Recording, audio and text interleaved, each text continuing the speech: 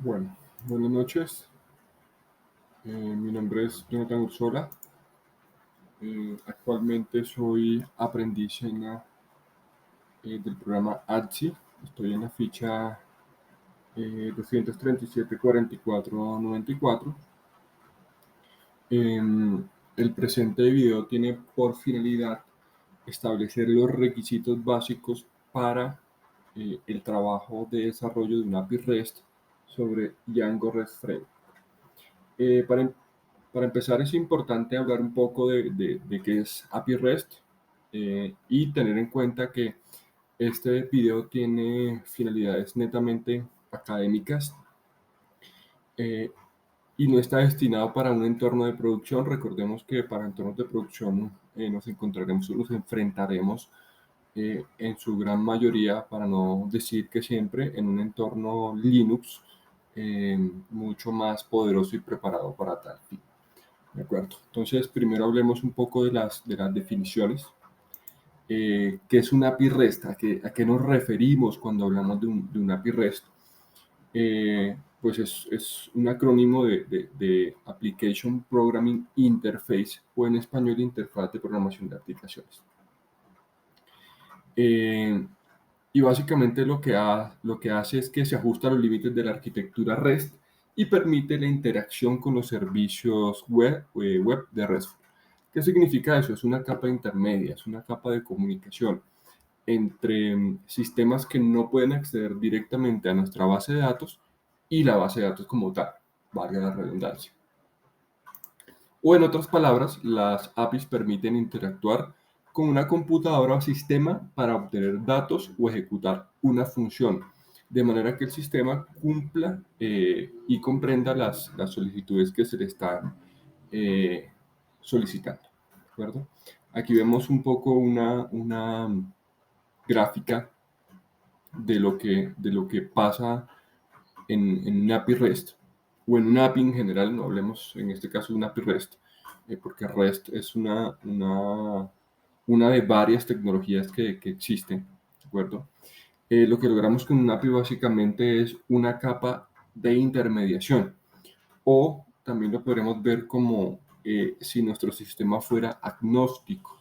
No requiere una comunicación o una conexión directa a la base de datos, sino que vamos a tener esa capa blend, esa capa intermedia que me va a permitir acceder a las funciones que se le permitan de la base de datos.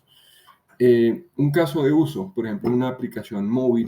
Normalmente estos sistemas no tienen procesos de conexión directo a una base de datos, sino que utilizan un API REST para ejecutar funciones como obtener información, listar datos, actualizar, em, borrar y crear información. Por lo tanto, es importante tener en cuenta que una API REST es verbosa. ¿A qué nos referimos cuando hablamos de verbosa? Que utiliza verbos como get, como post, como push, como delete, como put, perdón, delete, y como patch.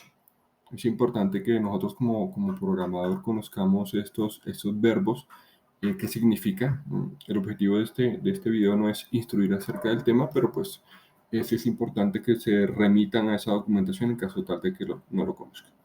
Y después de haber conocido un poco de lo que es un API, pues veamos qué entorno, qué stack vamos a estar trabajando.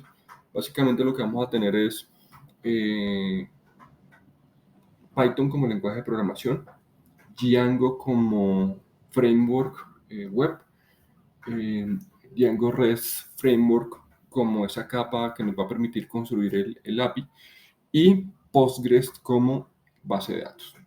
Este video se va a hacer un tanto largo porque aquí lo que vamos a hacer es configurar nuestro sistema Windows. Es importante tener en cuenta que estamos trabajando en Windows, no es funcional en sistemas productivos, pero para entornos de desarrollo sí nos va a funcionar, ¿de acuerdo? Entonces, ¿qué es Python? Python es un lenguaje de programación multiplataforma de código abierto que puede utilizarse tanto para el desarrollo web como para la creación de software y procesamiento de datos, entre muchos otros propósitos. Y aquí llega el momento donde todos nos hacemos la pregunta: ¿por qué Python? ¿Por qué no PHP? ¿Por qué no C Sharp? Es una decisión personal. Cada programador pues tiene un camino que recorre y que lo lleva a escoger uno o varios lenguajes de programación como su stack de trabajo. En mi caso personal, me oriento mucho con el índice de TIOBE. Básicamente lo que es el índice de TIOBE es un indicador de uso de los lenguajes de programación. Ahí, por ejemplo, encontramos que eh, eh, para este momento del tiempo, Python es el lenguaje más utilizado, ¿verdad? Por encima de C, por encima de Java, perdón, volvemos atrás, por encima de Java y muchos otros. Y está teniendo un crecimiento importante. ¿Por qué? Porque es un lenguaje fácil de aprender, su sintaxis es limpia, es multiparadigma, tiene orientación a objetos, bueno, es muy útil y ampliamente utilizado hoy en día. Se utiliza en inteligencia artificial, en ciencias de datos, etcétera. Pero bueno, es una decisión personal. Les recomiendo mucho el TIOBE Index para que puedan orientarse un poco acerca de lo que está pasando en el mercado, porque pues esto también habla mucho de la oferta y demanda del lenguaje de programación. Continuemos entonces. ¿Qué más vamos a utilizar? Vamos a utilizar Django como el framework de desarrollo. Django como un framework no es un lenguaje de programación, utiliza Python como su lenguaje de programación, y lo que encontramos allí es un marco de trabajo. Como su nombre lo indica, framework o marco de trabajo, es una serie de buenas prácticas, de estandarización y de herramientas que me permiten enfocarme en cosas importantes y me ayudan a otras que, siendo muy importantes, son repetitivas y complejas. Por ejemplo, la autenticación. Cuando yo instalo Django, él viene con un sistema de autenticación propio excelente, y les recomiendo mucho utilizarlo. ¿Listo? Eh, Básicamente lo que buscan los frameworks, particularmente Django, es que no nos repitamos a nosotros mismos. Don't repeat yourself. No reinventar la rueda. ¿Para qué quiero hacer un sistema de autenticación? Si estos frameworks ya lo traen, es seguro, viene con todos los protocolos de protección de datos y demás, encriptación, etc. ¿Qué más vamos utilizando? Pues vamos a estar utilizando Postgres. En otro video separado veremos cómo instalar y cómo configurar Postgres para poder utilizarlo en conjunto con Django. Ahora vamos a proceder con la instalación. Cabe resaltar que yo ya lo tengo instalado, no voy a volver a instalarlo. En este momento la versión que está activa de Python es la 3.10. Recomendación: no instalen versiones 2 u 1. Bueno, si ya las tienen, déjenlas ahí. Instalen la versión 3. En Windows es simplemente descargan el instalador, siguiente, siguiente, siguiente, dejan que termine. Recomendación personal: una vez que termine la instalación de Python, reinicien su sistema operativo. Es más una recomendación porque en ocasiones no toma la configuración de ciertas cosas, y el reinicio del sistema operativo pues permite que tome todas las configuraciones que son necesarias. ¿Listo? Una vez que tenemos instalado Python, pues, ¿qué necesitamos? Necesitamos verificar si en efecto Python está instalado. ¿Cómo hacemos para hacer esa verificación? Muy sencillo, pero es importante hacer uso de la consola. ¿De acuerdo? Pues, ¿qué vamos a hacer? Python espacio menos V mayúscula. Python espacio menos V mayúscula. Damos Enter. Y en mi caso me dice: tiene instalada la versión 3.9.3. A ustedes les puede salir una versión diferente, no hay ningún problema, ¿de acuerdo? No hay ningún problema porque actualmente la versión más reciente es la 3.10 y seguramente van a descargar e instalar esa. Vuelvo y repito, preferiblemente no instalar versiones 2 o versiones 1 porque ya están bastante obsoletas en el tiempo. Ok, pero también actualmente puedo utilizar el comando Python 3 y me arroja exactamente el mismo resultado. ¿Por qué? Porque si ya tengo instalada previamente una versión 2 o 1, cuando pongo Python-B me va a decir Python 2 algo o Python 1 algo. Y el Python 3 pues únicamente va a trabajar con las versiones 3. ¿De acuerdo? Es simplemente un tema que deben tener presente. Si es una instalación desde cero, ambos comandos le funcionan. Python 3-V o Python 3, Python-V, perdón, o Python 3-V. Ok, continuamos entonces. Lo siguiente que vamos a instalar es pip. ¿Qué es pip? Pip es un sistema de gestión de paquetes utilizado para instalar y administrar paquetes de software escritos en Python. ¿Eso qué quiere decir? Que me permite en un solo punto, en un solo paquete, tener instalada toda la paquetería y cosas externas que voy a utilizar. En sistemas Windows hay un instalador particular. Simplemente lo descargan, le dan clic. Cuando le dan clic, él les va a abrir la consola y va a hacer la ejecución de la instalación. ¿De acuerdo? Tarda unos segundos, es bastante rápido. Una vez que pip termina de instalar, podemos proceder a hacer la verificación igual como la hicimos con Python. ¿Qué quiere decir? Que yo acá limpio un momento consola, cls, y voy a hacer la pip menos v mayúscula. Y de acuerdo, me está diciendo que tengo el paquete, mi versión de paquete pip es 22.2.2. Ustedes pueden tener una diferente en función de la que hayan descargado e instalado. ¿De acuerdo? Pero ya tenemos pip instalado, que es el siguiente requerimiento que teníamos. Estos comandos se los estoy dejando todos en la documentación aquí con el PowerPoint que va a ser compartido. ¿Listo? Entonces ya tenemos instalado pip. Ya hicimos la verificación de pip con pip-v. Y luego de eso vamos a proceder a instalar o configurar nuestro entorno virtual. ¿Qué es un entorno virtual? Un entorno virtual es aquel que me va a permitir separar mis versiones de Python y mis paquetes en cada proyecto. Eso quiere decir que cada proyecto en Django y en Python va a tener un entorno virtual separado. ¿Por qué? Porque pues yo puedo tener, y es una ventaja de Python, yo puedo tener diferentes versiones de Python instalados dependiendo del proyecto. Tengo un proyecto muy viejo en Python 2 y lo puedo tener con su propio entorno virtual, y ese es solamente trabajar con Python 2, y puedo tener otro completamente diferente trabajando en Python 3.9 y otro en Python 3.10. Entonces el entorno virtual me permite usar versiones diferentes de Python y tener toda la paquetería ahí separada. ¿Listo? ¿Cómo hacemos para instalar ese entorno virtual? Muy sencillo. Vamos a utilizar el comando pip, que es mi manejador de paquetes. Pip, perdón, pip, voy a agrandar un poco aquí para que puedan ver. Pip install virtual env. Damos unos segundos. ¿Listo?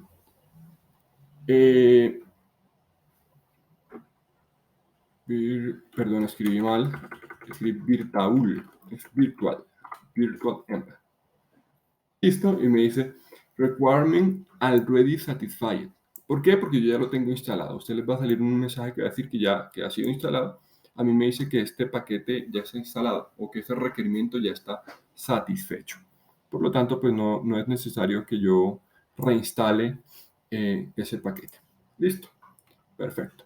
Entonces, al igual que lo hice con Python, que lo hice con Django, que lo hice con pip, yo puedo verificar mi versión de, de, de virtualenv. ¿De acuerdo? ¿Cómo lo hago? Con el comando python -m virtualenv -version. Puede ser Python o Python 3.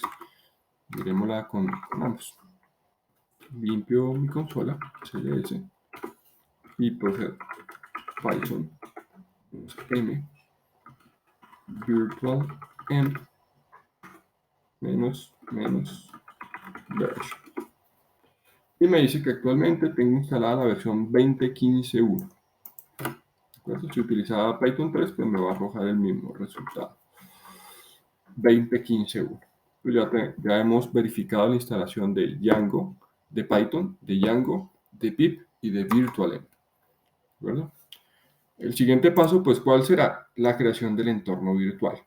Aquí hay una serie de recomendaciones ya más personales.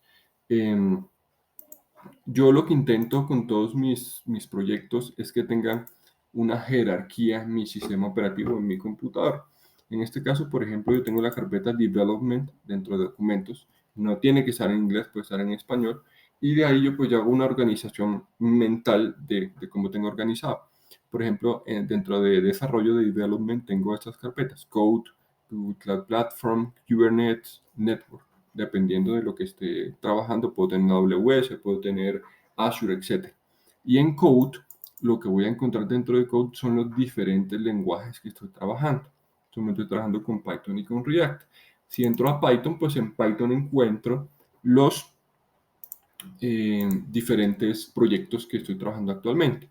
Yo ya creé una carpeta aquí que se llama Django Tutorial, la pueden llamar como quieran, no hay ningún problema. Y dentro de Django Tutorial, pues me voy a dedicar a crear todo el entorno que se requiere para el levantamiento del servidor del API REST, ¿listo? Entonces, aquí, estando dentro de Django Tutorial, tienen varias opciones. Ustedes podrían utilizar su consola para irse hacia allá, ¿verdad? O simplemente, y esto es exclusivo de Windows, ¿sí? En Linux se hace un poco diferente, hay que tener un poco más de manejo de la consola. Voy a cerrar esta carpeta.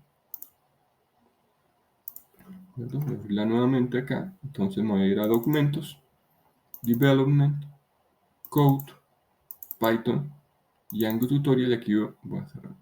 Esta la voy a cerrar. Clic derecho y voy a darle en Abrir en terminal. Si está en inglés, todo el sistema operativo sería Open in Terminal. ¿Listo? Listo, allá abrí y quedé en el lugar en el que deseaba.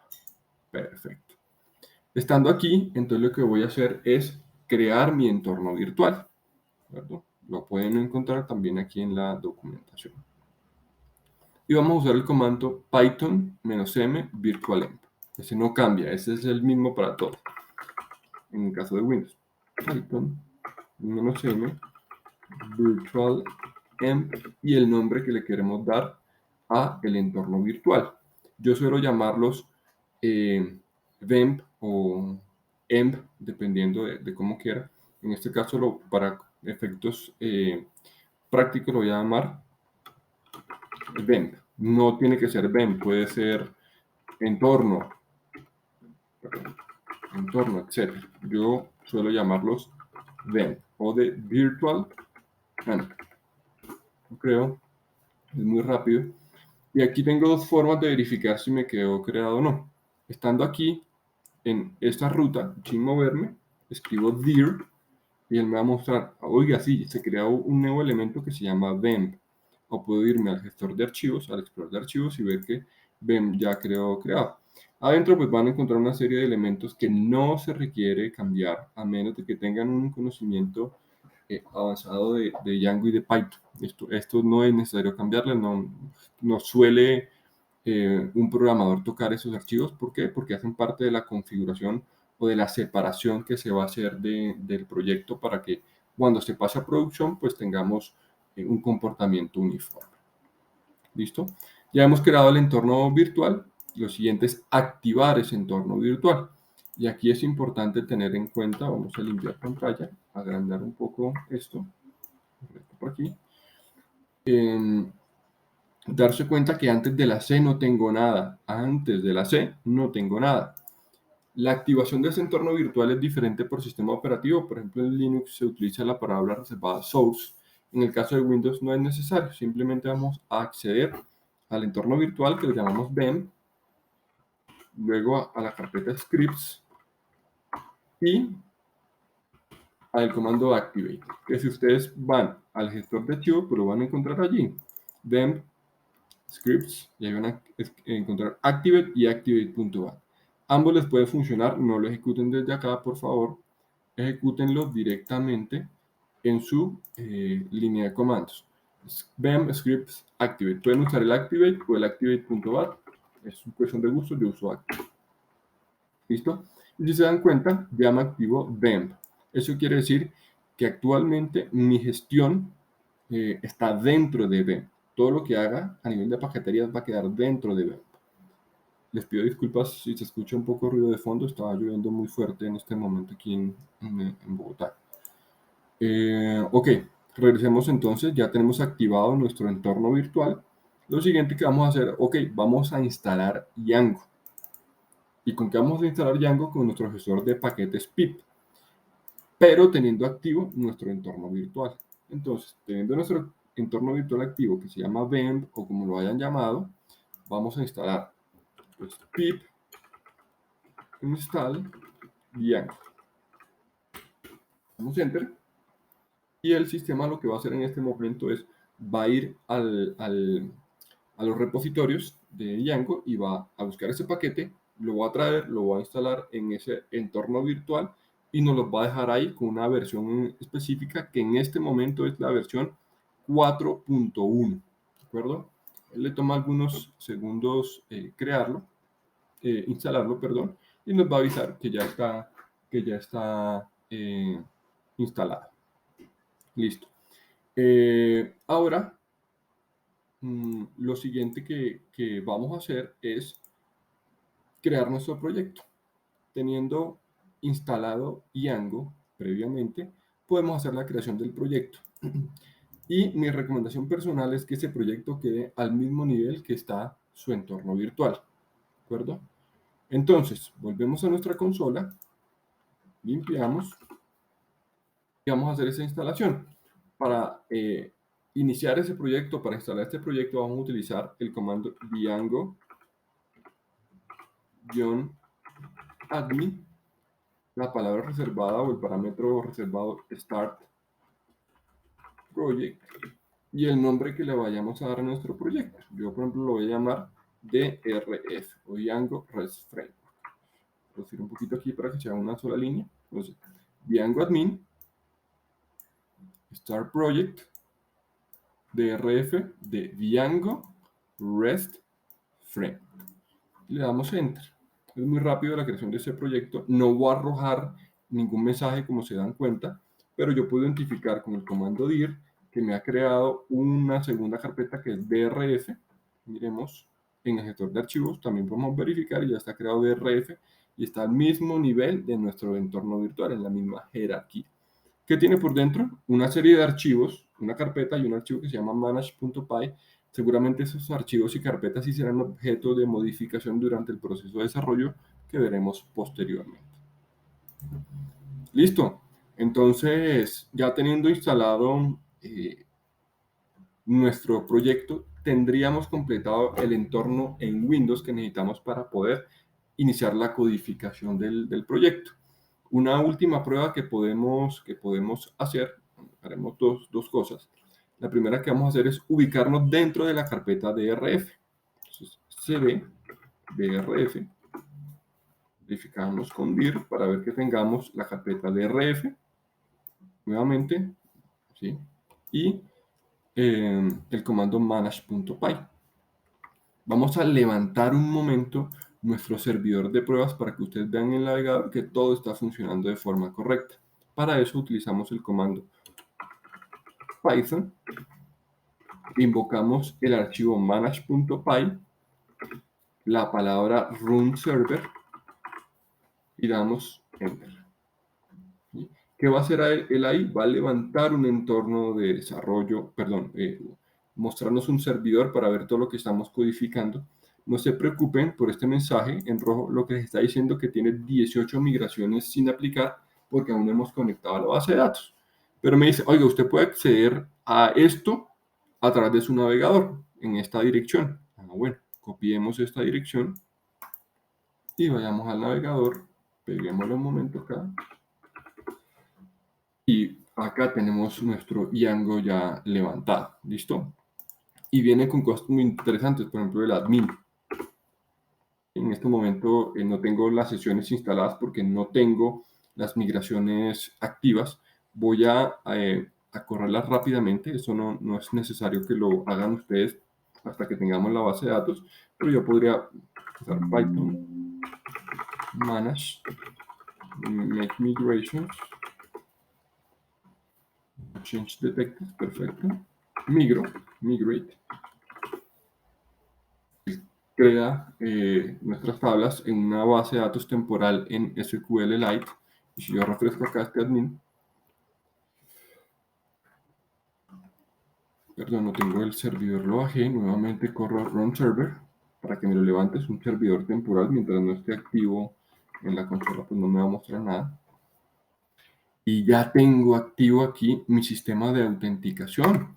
Yo podría incluso crear un usuario. Estos comandos son solo demostrativos, no necesitan hacerlo. Create super user. create super user, algo escribí mal, sí. Pongo un nombre, Jonathan, una email, jonathan@voice.com.co, un password, cualquiera, lo confirmo, listo, ya está creado.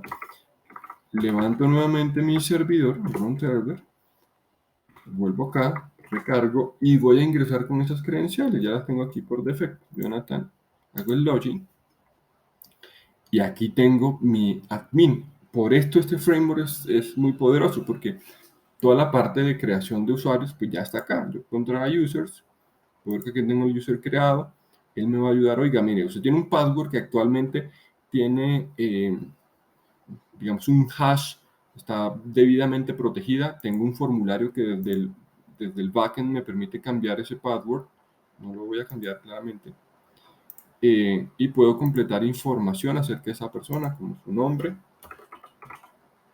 Jonathan Ursola, ¿sí? Completar esa información, decir si está activo, si no está activo, si tiene estatus de staff, si es un super user. ¿Por qué? Porque si no es un super user no puede acceder a esta parte del admin. Viene con una serie de user permission ya definidos, me permite crear roles, crear grupos, entonces es muy muy interesante este framework. Voy a guardar esos cambios. Voy a volver aquí al home, ¿sí? Y por ejemplo, esas son las acciones recientes. Es un framework muy poderoso que viene con un backend muy poderoso. Con esto hemos concluido esta parte de conocimiento, exploración inicial de que es un API REST Framework y de todo lo que se requiere para poder tener nuestro entorno listo para iniciar la programación, ¿de acuerdo? Y podríamos pues ya desde aquí utilizar, eh, utilizar Visual Code para poder iniciar el desarrollo de nuestra aplicación, ¿de acuerdo? Entonces aquí ya con Visual Code podemos ver ya un poco acerca de esto. Entonces, con esto culminamos este video. Muchísimas gracias.